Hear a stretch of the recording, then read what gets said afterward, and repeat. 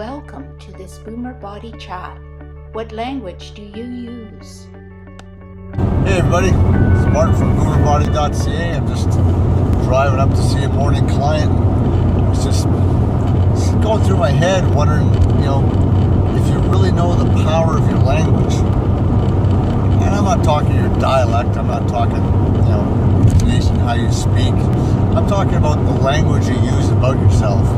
And again, I'm not talking external. I'm not talking external language when someone asks you, tell me about yourself. You start spewing off a bunch of stuff that you wish you didn't. I'm talking about the language, that little voice inside your head. I'm talking about that little tiny voice that talks to you and tells you how you are, what you think about yourself, whether you're good, bad, whether you're capable or incapable, whether your little voice is an empowering voice or it's disempowering. The child psychologists now know that words associate into feelings for children, that children experience more in the body when the statements are about them, not what they should do. In other words, when parents are saying that you are statements, you are a bad boy, you are a good boy, you are a bad girl, you are a good girl, you're smart, you're not smart, anything to do personally to them, as opposed to statements of, you have to brush your teeth or go to bed, or you have to do this, or you should do that. Those statements discarded. But what happens is the body is it wraps around experience of the you are statements and wraps around those personal statements and actually starts to build an identity around that.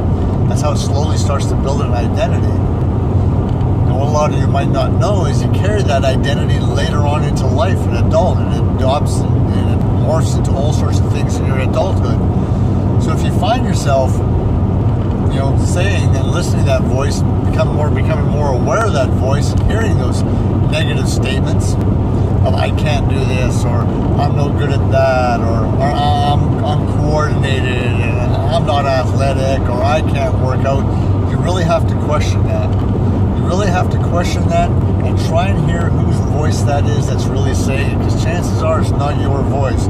Chances are you're going to recognize some other voice in there. It could be a parent, it could be a teacher, it could be someone in authority, someone you looked up to when you're a small child, and you've been carrying that, and it's not right. You shouldn't have to carry that. I mean, we're only coming to the age where we're starting to realize these things. It's my greatest hope now that the kids coming up now with enlightened parents who know about these things, filling their kids with great empowering statements so that they carry those into this. But our generation, not so much. In our generation, our parents were still, rod and child kind of thing. And there's no blame to them. They had absolutely no idea. They had no idea. This is only new stuff. I mean, people have been dabbling with it, but it's only been becoming common knowledge in the last 10, 15 years about really how powerful all this is. So again,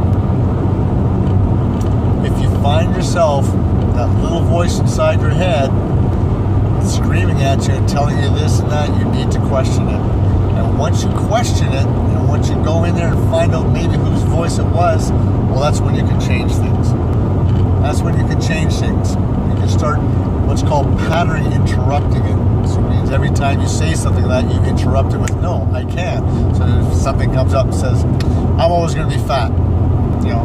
My parents told me I was fat, I was a fat kid, I'm always going to be fat. Stop that right then and interrupt and said, no, I can be and I am being my ideal weight. And change your whole way of thinking, change your whole belief system around it, change the way you internally talk to yourself. And that's how you can become a powerful language, and that's just how powerful language is. So I hope that's a good little hack, something I had to talk about while I was driving down the freeway here to a client. I'm Martin from BoomerBody.ca. And again, for any more tips, for any more things you want to, for blogs, for videos and everything, just go to the site. That's BoomerBody.ca. Guys, have a great day, and I'll see you in the gym sometime.